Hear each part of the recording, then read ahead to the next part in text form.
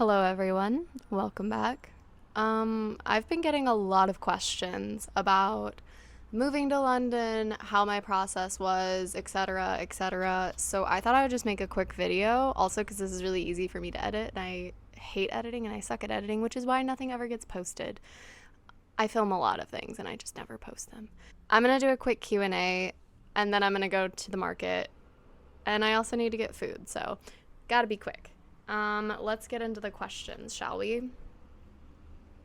Most of the questions came from my Instagram because I get peppered with them constantly.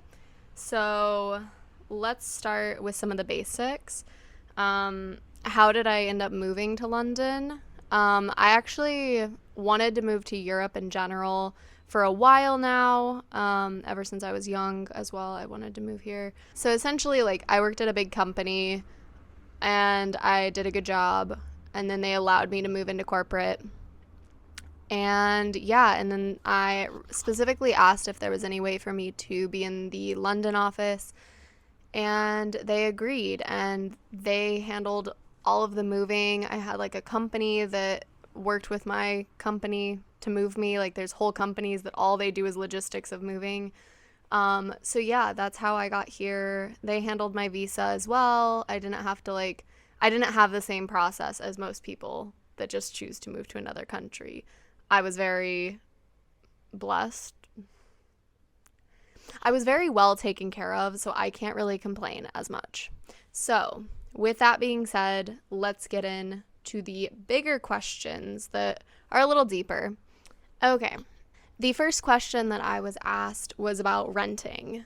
So, the rental market in London is very, very competitive. I'm sure we've all heard horror stories of how, if you're from America, it's like Los Angeles, New York, it's really competitive and the prices are very high. One thing I would also mention for anyone that is looking to move to the UK, the pay is extremely low compared to the US, for example. So, in the US, right? And I'm not saying this is for everyone, but generally speaking, if you live in a big city like Los Angeles or something like that, and you're in a corporate position where you're getting an annual salary, generally you can expect to make between, let's say, 60,000 up to 100,000 starting out. Again, that may be grossly overestimated, and I know that there's some people that slip through the gaps and get paid less. I am aware of that. But in general, you're paying probably around $2K for a studio and making around 60 to 100K, right? And again, this is all just starting out. So in London, the average salary in proper London is £32,000. That comes out to $35,000. And the rent, I would say a studio, especially closer to London, at the very minimum, you're looking at 1.5 thousand. So you're looking at 1,500 for a base studio that has very little amenities, probably unfurnished. Yeah, it's really expensive and the pay does not equate that. Another thing to keep in mind is they're really strict about salary to rent ratio. So they want you to make at least 2 to 3 times what the rent would be per year. So to put that into perspective, let's say that you're looking at a $2,000 flat. 2,000 times 12 is 24,000. In order for you to sign the paperwork and get into that flat, you generally are going to need at least 50 to 70,000 in income as a base. You also, as far as how renting goes here, you usually pay a holding deposit so that it can get taken off the market, aka they stop showing it. Again, this is all different. This is just how my apartment is working out. You'll pay a holding deposit. Usually it's about a third or a half of the rent cost, give or take. I don't really know the full calculation on that, but mine was around a third to a half. Pay the holding deposit, and then afterwards you pay the first month of rent, plus you also pay the security deposit, which is 2 times the rent usually. Some people do 2.5, some do 1.5, some do zero rent deposit scheme. I don't really know how the zero rent deposit scheme works, but there's that option as well. Generally, as a foreigner, it's going to be a lot harder for you to rent an apartment without having any credit in the UK, and no, credit does not transfer, I found out. So even if you have perfect credit in the US, you will have zero credit here, which means that it'll be really hard without a guarantor. Guarantor is someone who is established in the UK and who can sign your paperwork with you, essentially guaranteeing that you'll pay the rent. And if you don't, that guarantor is in charge of all your rent. So yeah, it's a big deal. Oh, as far as house hunting, because I got this question quite a bit, so I'll just link it all together. As far as house hunting goes, it is extremely intense and overwhelming. To be honest, I'm lucky. I only spent 2 weeks house hunting, but God, I wanted to die. Like, it was fucking awful, to be honest. You would go to these apartments, and 9 times out of 10, they were not good. But they also, like, I was looking specifically for, like, 2-bedroom flats if I could, just because I needed a private space to work because I get too distracted too easily and I need more space. And also I sew, so that also adds to the space. Anyways, I'm digressing. We were looking for 2-bedroom. My budget was up to $1,900. So I was trying my best to stay under that. So some of the apartments that I looked at were like 1.8, 1.875. Like, it was literally right under that budget, even though I had hoped that I would find something for 1,500. Obviously, that was not feasible. And I was looking outside of London. Like, I was kind of on the outskirts. So, like, think of, you know, an hour commute, 45-minute commute by subway. And when I would go to these viewings, you would have people lined up outside the apartment to view it. People would be like offering on the spot. You would even get bidding wars. I'm competitive, but baby, I'm not gonna bid for a fucking apartment that I don't even like. So yeah, I did not get into a bidding war. In case you were curious, I refused. And also, like, these apartments are flying off the shelf. Like, it was insanity. Like, they would be posted on Rightmove and literally be gone like the same day. Or my favorite is that there's literally some companies who will fucking like post an apartment as available on Rightmove just to get people interested, but the apartment is already sold. It just blows my mind that that's even a thing. So anyways, I got lucky. I ended up finding a really nice apartment.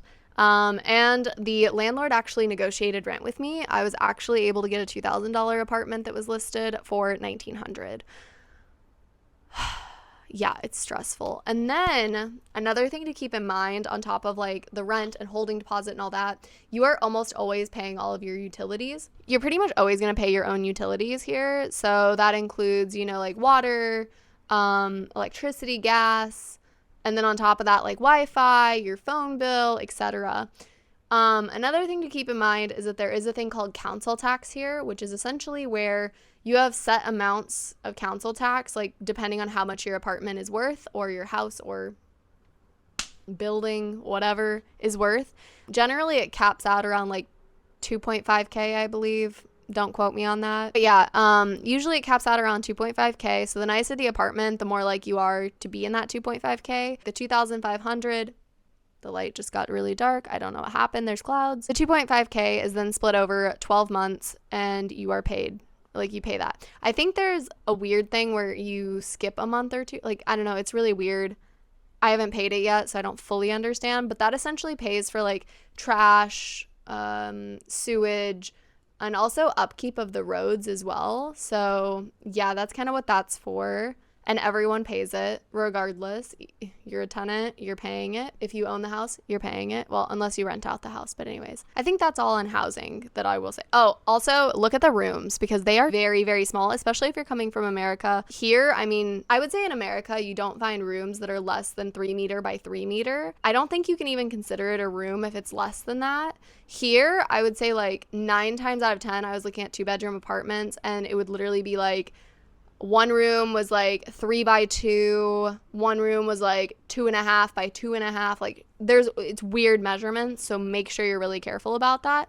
The good news is though, almost all of the apartments come with a washer and dryer, which you don't usually get in America, so that's a positive. All right, the next question. How is public transportation?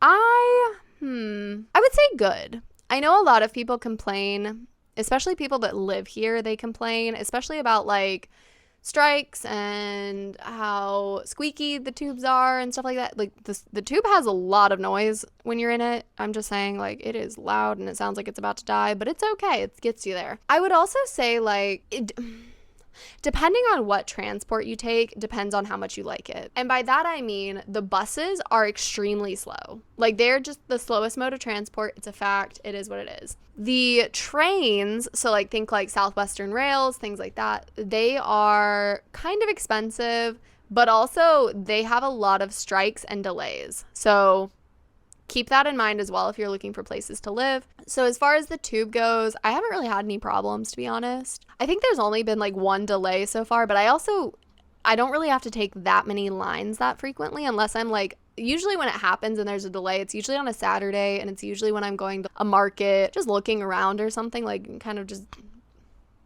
being a tourist. I will say there are certain lines that like you just avoid at rush hour the best you can, because oh my God, it is packed. And I will also say the Bakerloo line, ghetto as hell. Like the Bakerloo looks like a horror movie.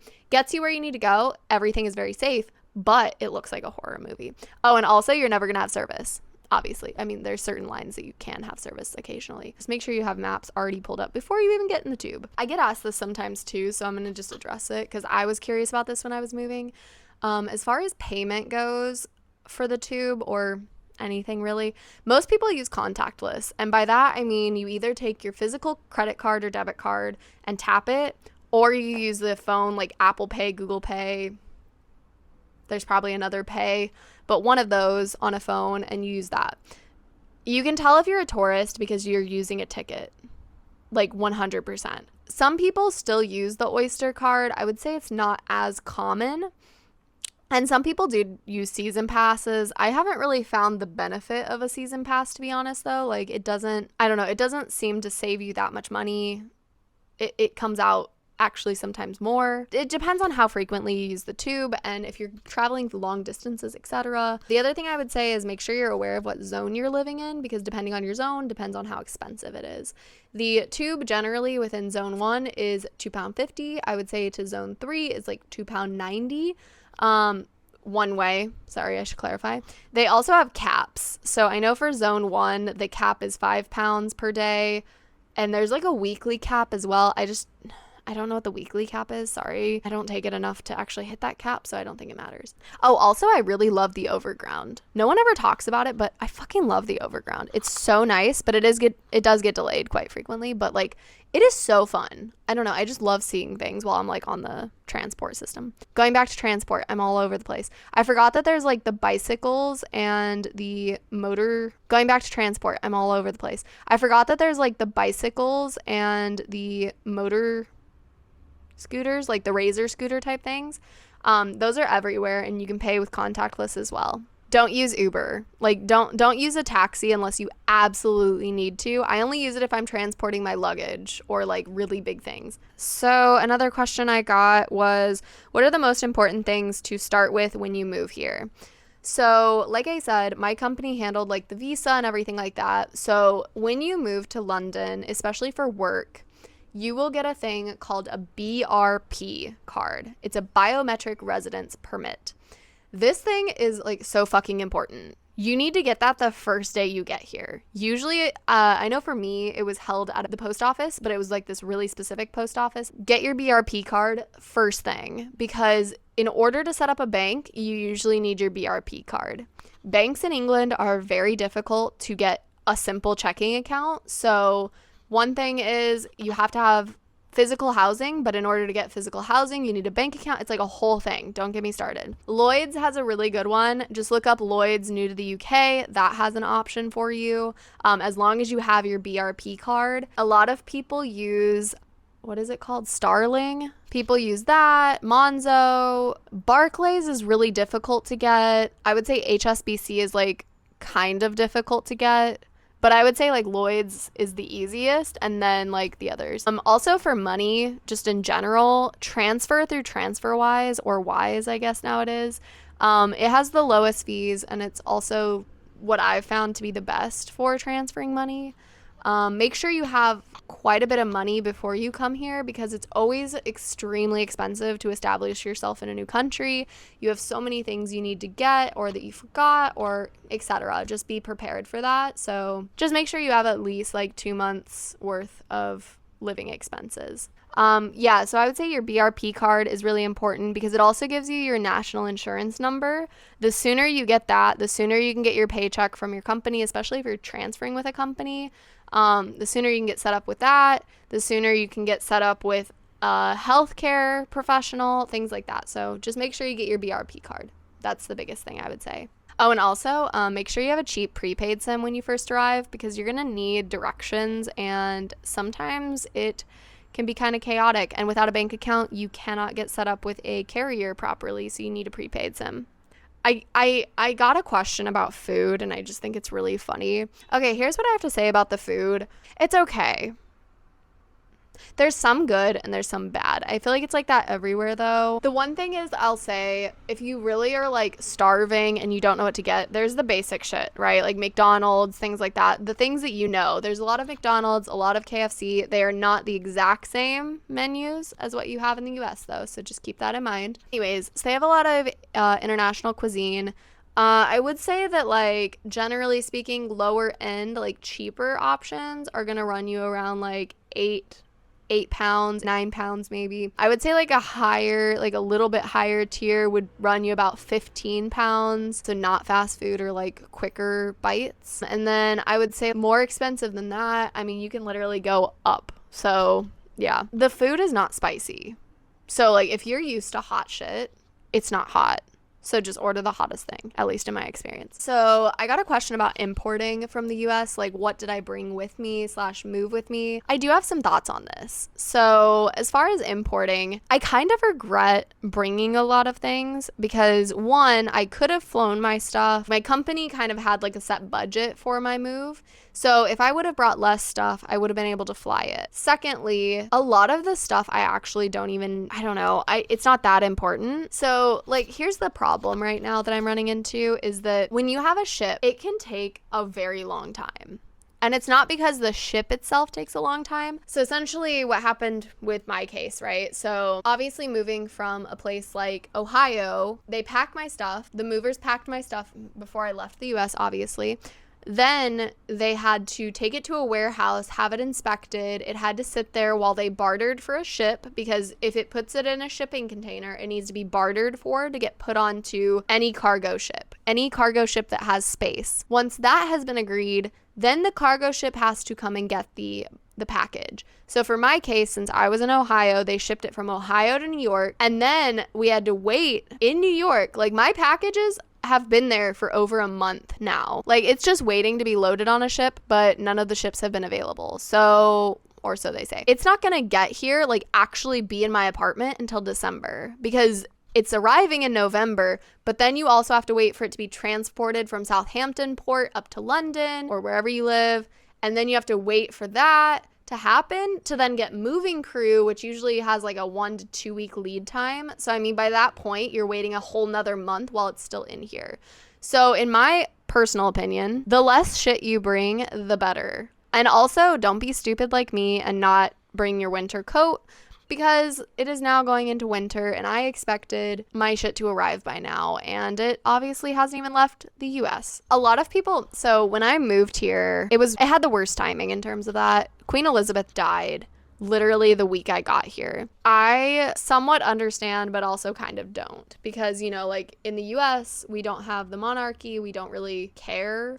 That sounds mean. If a president dies, it's not the end of the world, right? Like, it's not like the whole world stops. We close the shops for a whole day. That's not the case for Queen Elizabeth, right? Like, she's been the monarch for a very long time. Some people, that's the only stability they've ever had in their lives. So people were asking me, what is the state of the monarchy? Because again, she passed away right when I got here. I would say it was kind of weird because the streets were unusually quiet. Everything, everywhere, like every shop, every tube station, etc., had a poster of the Queen in memoriam. Sometimes you'd see people crying. Other people just genuinely didn't care, just going about their day. And this was like 4 days after her death. Like, I thought it would be wrapped up. It was not. I don't know. There was just, I don't think that it hit the international communities, but I think it hit everyday British people really hard. As far as like the future kings and things, very mixed signals. I would say 50-50 on that. Either really like or, well, not really like, just like, or complete disdain. But also, in terms of the state, absolutely on fire. Send help. Some people asked what moving company I used and why. Again, I didn't choose the company. It was done by my company, and it went with Allied. They did a really good job packing, but so far I've hated the transport portion, so... But it's not the movers' fault. They were really nice. Have I chosen a football, soccer club to support? I don't know. I liked Arsenal for a very long time. I really don't have a preference, to be honest. I kind of have a soft spot, though, for, like, Man City. I don't know. They always lose to Man United, so I kind of feel bad. I'm, like, an underdog gal, so anyways. Someone asked what has been my favorite place to visit. I would say St. Dunstan in the east. I'll put a picture up, but it's essentially like a cathedral that was bombed during World War II. It is absolutely beautiful. Like, it's just the bones of the church, completely abandoned, but turned into a park. And it's so quiet, so peaceful. It's so nice. There's some, like, really funny things that people have asked me as well. Like, have I seen rats in the tube? I have not. I don't know. Like, I feel like the London tube is, like, very clean compared to, like, New York. Maybe on the overground, but, like, even then, I feel like they have their shit on lock in terms of that, so I don't think that's a problem. Someone also asked me about the strikes. Just be aware of when the strikes are because it's going to affect that transport, so don't be stupid and try and travel on a day when there's a strike. Another question is, what does it feel like to live in a big city? I don't know, actually. Like, I expected to not like it. But I think the thing is, it's nice to have everything kind of conveniently located. It's really easy to get places, especially with public transport. You can walk most places. In London, there's a lot of green spaces. I mean, not everywhere, but, like, there are quite a few green spaces. And also there's, like, a lot of people always doing something. Like, if you go to the park, you can always find someone that ends up chatting with you. Or maybe I just have a friendly face. I can't tell.